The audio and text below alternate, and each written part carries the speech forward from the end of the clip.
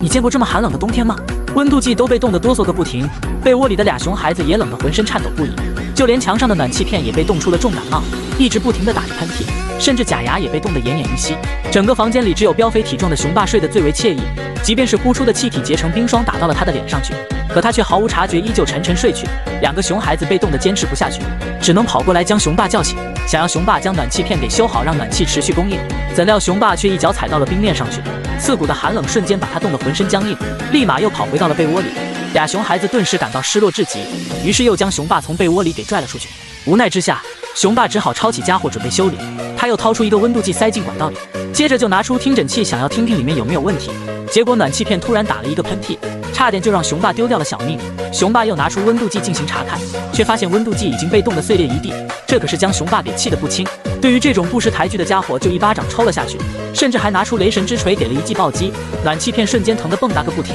熊爸看到后又是一锤子砸了下去，暖气片顿时也生起了脾气，对准熊爸的脸上就招呼个不停，一场大战也正式拉开序曲。眼看事情朝着不可控的方向发展，熊爸心里也慌乱不已。可就在这时，意外却骤然降临，两个熊孩子将一瓶高度白酒倒进了暖气片的管道里，下一秒暖气片就像是打了鸡血一样，浑身充满了力气，不光在原地活动个不停，甚至还直接挣脱墙面跳起了美妙的舞曲。可还没过几秒，他就变得酸软无力，瘫倒在地，管道里的水也喷洒出去。熊爸和熊孩子见状急忙想要将其堵上，可下一秒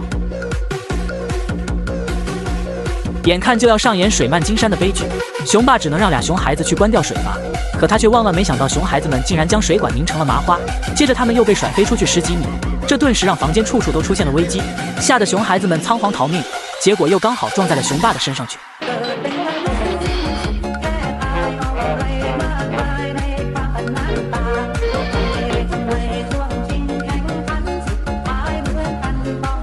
为了解决屋子里的漏水问题，熊爸直接穿上潜水服就冲进了地下室里，结果却被眼前的鲨鱼贝奇吓得魂不附体。就在他感到一阵狐疑的时候，这才看到这个鲨鱼贝奇竟然只是孩子们的玩具。随即熊爸就让两个孩子帮忙看好氧气管，接着就头也不回地钻进了水里。熊爸刚准备堵住暖气口，却有一群小鱼游了出去，甚至还得寸进尺钻进熊爸的衣服里占便宜。眼看小鱼们正在朝着自己的要害游过去，熊爸顿时吓得疯狂地挣扎个不停。而两个熊孩子看到老爸陷入险境，瞬间想到了一个好主意，直接将下水道的盖子掀起，瞬间水流就急速向着下面流去。可这也让熊爸遭遇到了更大的危机，身上的潜水服立马就被吸了进去，而熊爸也没能够逃出去，被牢牢吸进了管道里。好家伙，不知道的还以为俩小家伙是想要大义灭亲。不知道过去了多久，熊爸就从管道里冲了出去，小鱼们见状急忙跳进了河里，只剩下熊爸在冰天雪地里被冻得颤抖个不停。说实话，这波操作小朋友可千万不要模仿，更不要学习。没一会，熊爸就被冻得浑身发青。不过幸好他快要回到了家里，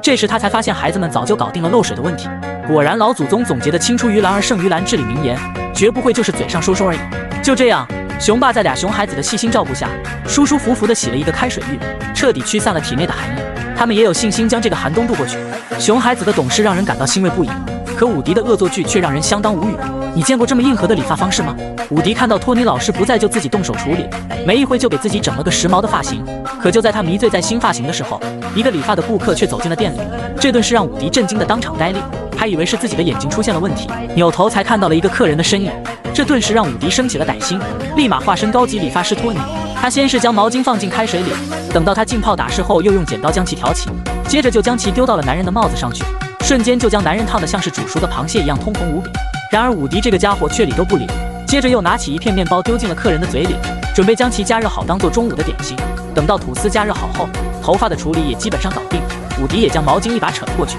下一秒象征勇敢的英语立马缩水了一半有余，没一会就变成了羽毛球掉到了客人的手里。这顿时让男人心里气得不行，当即抄起斧子想要把这个理发店给砸成废墟。怎料伍迪这个家伙却不讲武德搞偷袭，直接将其一锤子给砸晕过去。本着趁他病要他命的心理，伍迪又搬动椅子将男人给弹飞出去，不偏不倚砸中了对面的雪茄店，像是石雕一样站在原地。就在这时，一个老王手提公文包晃晃悠悠地路过这里，看到理发店有着1折优惠，于是也走进店里准备做个帅气的发型。伍迪为了业绩也是拼了，先是为客人贴心地准备好座椅，接着又温柔帮他系好围巾，随即又询问老王想要怎样的发型。老王顿时表示自己要理一个年轻30岁的造型，顺带刮干净胡须。伍迪听完当即表示没有任何问题，接着就拿起推刀开始动手。可下一秒，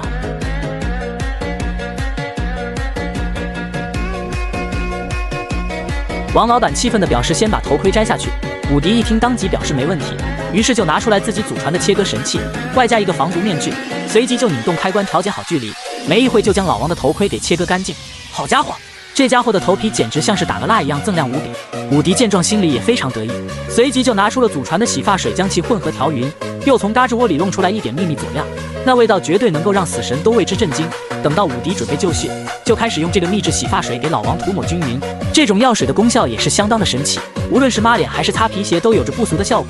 这一幕顿时看得老王张大嘴巴，可伍迪却趁机将马桶刷给塞了进去，顿时气得老王忍不住想要将其吐出去。还没等他有所反应，伍迪就又抽出一把30米长的剃刀，拽住老王的脖领子开始摩擦个不停，嘴里还哼着一首杀猪小曲，顿时吓得老王魂不附体，心想自己只是来理个发而已，看这架势是想要了自己的小命。然而伍迪却是一脸热情地帮他将皮鞋擦得干干净净，随即就让老王必须要给他一个5星好评，接着就一刀将左边的胡子刮得干干净净，随即就开始了真正的发型整理。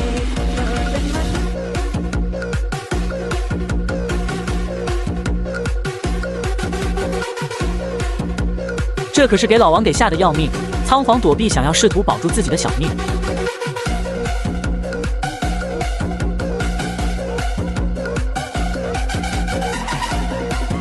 然而伍迪可不会就这样放他离去，一阵花里胡哨的操作之后，立马发现了老王蹑手蹑脚逃离的身影，顿时就追了上去，对老王进行超硬核理发黑科技，追在他的屁股后面就是一阵洗剪吹套餐。这种硬核的理发方式绝对堪称理发史上的一大奇迹。为了能够让老王对于自己的理发技术满意，伍迪也是不遗余力，将老王推到椅子上后就给他涂抹了一层不知名药剂，接着就一边磨刀一边帮他把胡子刮得干干净净，随即又用卷发棒将头发进一步处理，然后又拿来扫帚开始清理他身上的各种垃圾。没一会，一个年轻了50岁的老王就站在了原地，然而老王却吓得仓皇逃离，显然这么硬核的理发服务可是把他给吓得不轻。看着伍迪竟然敢嘲笑自己，老王顿时忍不住将他一把抓起砸进了店里。只有2个字可以总结伍迪现在的处境：活该。